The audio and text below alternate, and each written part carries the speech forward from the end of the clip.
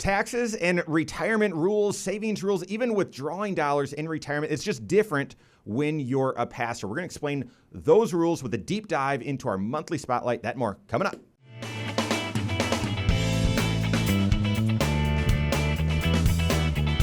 Welcome to the Wise Money Spotlight, a new and monthly deep dive into a specific financial planning issue, a niche that we are exploring to help you take your next wise step in your financial life. My name is Mike Bernard. Here with me in the KFG studios, actually financial planner and expert in financial issues related to ministers and pastors. Our subject matter today, Brandon Stoller. Brandon, welcome to the Wise Money Show. Hey, Mike. Thanks for having me. I'm happy to be here. Brandon's been a member of the team, one of the all-star CFPs at KFG for a long time. Brandon, first time having you on the show. Why don't you introduce yourself? Well, I appreciate you having me on the show, Mike.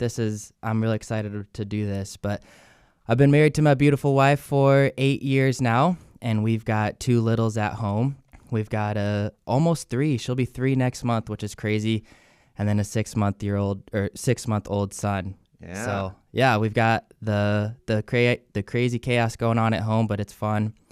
And on a professional side, I became a certified Kingdom Advisor last year, and that was a really impactful designation where we got to go really deep into what does the Bible say about money. And I think that has set me up really well to have these in-depth conversations with pastors and help them with their planning because it's unique and it's different. Yeah, I mean, you even said just a moment ago that you and Kevin were talking about this and take everything you know about finances. And if you're a pastor, you sort of turn it inside out and twist it up and tie it up in a pretzel because it's just different. Yeah. If you're a pastor, I mean, your role is unique, right? It's not 9 to 5. You typically don't take a lot of vacations. You work on Sundays, right? Your role is just unique. But the finances and the things that we all sort of take for granted about, you save up in a 401k and here's how your compensation works. Here's how your taxes work. It's just very different. Yeah. The conventional wisdom that we're often talking about on the Wise Money Show is completely different for pastors. And I think it all starts with their dual status for their employee benefits. And so we can unpack that now. But when you get into pastoral planning, them being dual status employees is just so different than any of your other type of employee out there. So they're dual status, meaning that from the employee benefits side, they're eligible. So they could be eligible for the health insurance benefit, or if the church has a retirement benefit, they can be eligible for those types of things. Then they're also considered self-employed from the Medicare and Social Security standpoint. Yeah. What? How does that make sense? Right. Why? Why is sort of the question, but no one knows. No one knows. The best answer that I could come up with this is that they have access to something that we don't have access to, and that's the housing allowance. Yeah, I think traditionally and still certainly in some areas of different religious groups is where if you're a pastor or in clergy, you actually stay on property, you live in the parsonage right there. But that's not the case for all. And so how did they unify that tax benefit and that housing allowance? Yeah, it's a crazy thing. And so even just to take a step back of what is a pastor, or we say clergy, or we say these interchangeable terms to us, but what does that really mean? But from the IRS's standpoint, they say it's a minister of the gospel, somebody who is a licensed or a ordained or commissioned person who's also performing ministerial services. Then those types of people can have access to this housing allowance, or if you are living in a church-owned facility or home, you get that parsonage benefit, and it's a really cool benefit. Yeah. Okay, so on one hand, you're so dual status. So on one hand, you're treated like an employee, but for Medicare and Social Security tax, you're treated as self-employed. So that means self-employment tax, right? Yeah. So explain a little bit of that. And one of the big gotchas, one of the things that we see a lot of churches make mistakes on with payroll and so on. So share that, Brandon. Yeah, so it's wild how many pastors and their staff just aren't aware of how this works. And we get the privilege to talk to these people and help them in their planning, which is awesome because they need help. And so when you're thinking about this self-employment and how do all of these taxes work together. So for the pastor or for that clergy person, all of their income is subject to self-employment tax. So for us W-2 employees, well, we get to pay half of that tax, Yep. and the employer pays the other half. Yeah, we know we're doing a deep dive into how finances work and some of the differences with when you're a pastor, okay? And the rest of us, as it relates to this, we're used to paying FICA, and that 7.65% on up to a certain portion of our income. 6.2% of that 7.65 goes to Social Security, and then 1.45 goes to Medicare. Self-employment tax is just double that, right? You're paying both the employee side and the employer side.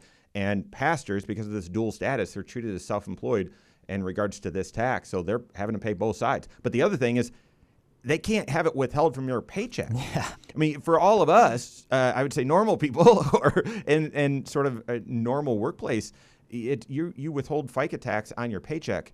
You can't do that if you're self-employed. And so therefore, ministers can't do that. And trying to explain that to these churches, hey, you're doing payroll wrong, and they look at you like look at you like it's your fault. Yeah. No, it's not. What are you talking about? Yeah. You're the crazy one. Right. And so the big gotcha that you're referring to then is most of these pastors, they don't have a plan for how do I pay in these taxes throughout the year?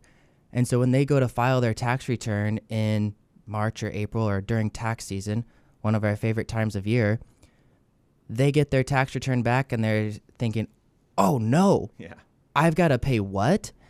And then the oh no continues to happen where they get stuck in trying to pay last year's taxes. Oh, and now I have to pay this year's taxes? How do I do both of those things? Well, only through a comprehensive financial plan. And so making sure that your present financial position is under control helps you with that tax planning piece of the pie. Well, but also tax planning, which is what we're into right now. Tax planning is about being proactive. And if you are if you are starting in a career as a pastor, or you have a child or a friend or someone that you know is starting as a pastor, I mean, I guess the whole purpose of this specific Wise Money Spotlight is they need to be taking a comprehensive approach to their finances, looking at all 6 areas of their finances, because it's about to get even more complicated. We'll share in just a second. But it's also critical that they're getting that tax planning, that proactive look, so that they don't show up to do their taxes that first year, realize they owe thousands of dollars, and then, oh, by the way, I also have to get on course for this year, so it's a double whammy. So all of their income is subject to self-employment tax. Even this housing allowance, okay? And should we take a detour there and explain what housing allowance is and how it works with taxes? Yeah, I think this is a good spot to jump into that. And so all of their income is subject to the self-employment tax, and then the housing allowance is not subject to federal or state tax, except in 2 states, Mike, in Pennsylvania and New Jersey. So shout out to the pastors that I work with in Pennsylvania. I'm sorry that benefit does not help you on your state taxes. It's an add back, yeah. Yeah, but for everybody else who doesn't live in those 2 states, your housing allowance is deducted or tax-free from your federal and state taxes, which is really cool. And so this housing allowance is pretty broad in what you can use these dollars for. And there's a couple guidelines as to how it's created. And I think let's start with that first, of how is the housing allowance determined, or how is it created?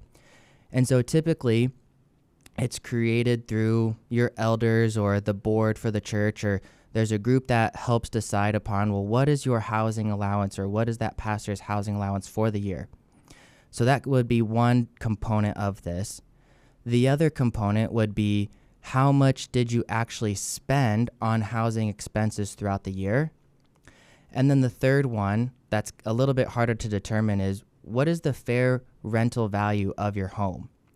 And so the housing allowance benefit that you get to take on your tax return is the lesser of those 3 items. And so it often comes down to, all right, what did it cost for you to live in your house? Yeah. What was either the mortgage and the property taxes and some of the maintenance, and there's a spreadsheet, and that's some work that you'll want to do with your with your certified financial planner. And then the special part about that is, like you said, it's a deduction. Even though the housing allowance portion of your income is subject to self-employment tax, so that's going to feel like, oh, I'm getting penalized. No. This benefit is that you get to deduct that from your federal and state taxes, unless you're not so lucky in those couple states. Yeah, that's right. And then how that then starts to feed into the other areas of your picture is that when it comes to your saving into your retirement plan, it's a completely different thing. And so it's kind of like what you were talking about earlier, where the conventional wisdom of, oh, do this or do that, but it's all different than what it is before. Yeah. And so I know you love the Roth, and we all love the Roth IRA and the Roth 401k, and that's a really cool tool. But for pastors, it's a little bit different, where a lot of the time we are recommending and we're advising them to contribute pre-tax to their 403b, and that seems completely different. And pastors will oftentimes say, hey, I talked to this person at church, or this person told me to do this instead of pre-tax. Why should I do it pre-tax? And then when we can show them the long-term benefits of why that's so impactful, and their eyes are open to that, oh, they dive in. And here's why. Because when you are saving into your 401k, you know that on the pre-tax side, you know that that's a deduction from your federal and state taxes. But it doesn't reduce your FICA. With pastors, contributing pre-tax to their 403b, yes, saves them federal taxes, yes, state taxes, but it also saves them self-employment taxes. Wow. That is the big deal, right? Yeah. And so you want to be able to reduce that. And if you contribute to the Roth, no, it's after tax, so you don't get a federal or state tax benefit. You also don't get that self-employment tax benefit as well. Once had a pastor where, you guys know, some retirement plans, 403bs included, you can contribute pre-tax, Roth, or even after tax to take advantage of mega backdoors and all that sort of stuff. And he was doing just after tax. And I'm like, well, listen, you at least need to do the Roth, but listen, let me explain how this works, and you're going to do pre-tax. So that's a big deal. Now let's combine this housing allowance that we talked about with that pre-tax 403b, because you might say, well, wait a second, you're still delaying the tax. You're not avoiding the tax, you're delaying the tax. That's not true with pastors. Yeah. So once you get into retirement and are starting to spend through your savings, Brandon, what's that benefit like? So on the back end, when you're in retirement, you want to make sure, well, before you get to retirement, you want to make sure that your 403b, your retirement plan through your church, has this feature on it, which allows you to take a housing allowance from your 403b in retirement. And so that is the huge piece of the puzzle here is these pastors can take out from their 403b a housing allowance in retirement. So these dollars that have never been taxed come out tax-free for housing expenses. Mm-hmm. Like, how cool is that? That gets me excited. That gets me fired up.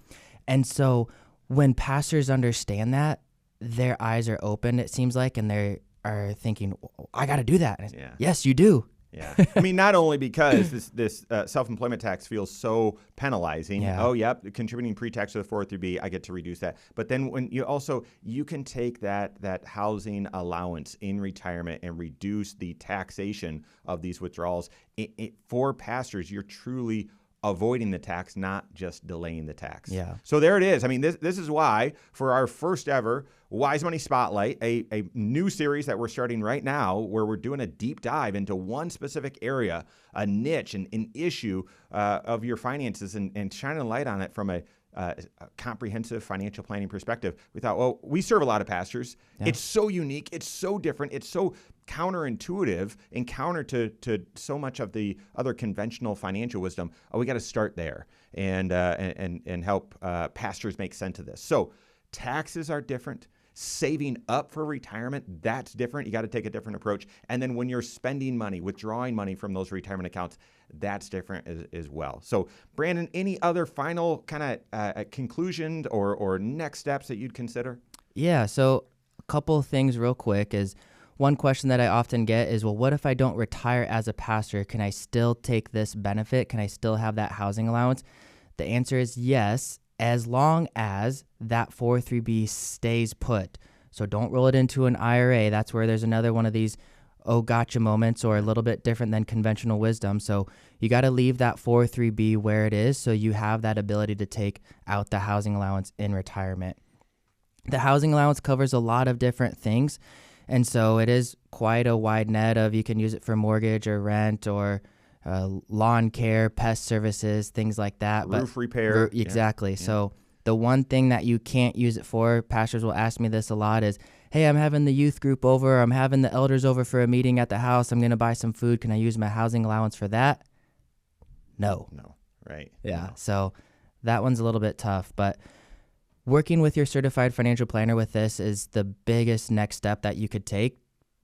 And you need to make sure that they understand pastoral situations and pastoral taxation, because it's so different, and we want you to be able to maximize or optimize these benefits. Yeah, that's exactly right. So if you're a pastor, listen to this, or maybe you work at a church, volunteer at a church, I would make sure that those pastors, that the folks that are impacted by this are getting that comprehensive financial planning, looking at all 6 areas of their financial life with a certified financial planner, but also with someone that is aware of these nuances and these differences so that they can help be a great guide. So Brandon, thank you for being on the first ever Wise Money Spotlight. We appreciate that. If you're a pastor looking for help, you can find us online, Korhorn.com. That's Korhorn with K, wisemoneyshow.com. You can find us there as well, or give us a call, 574-247-5898.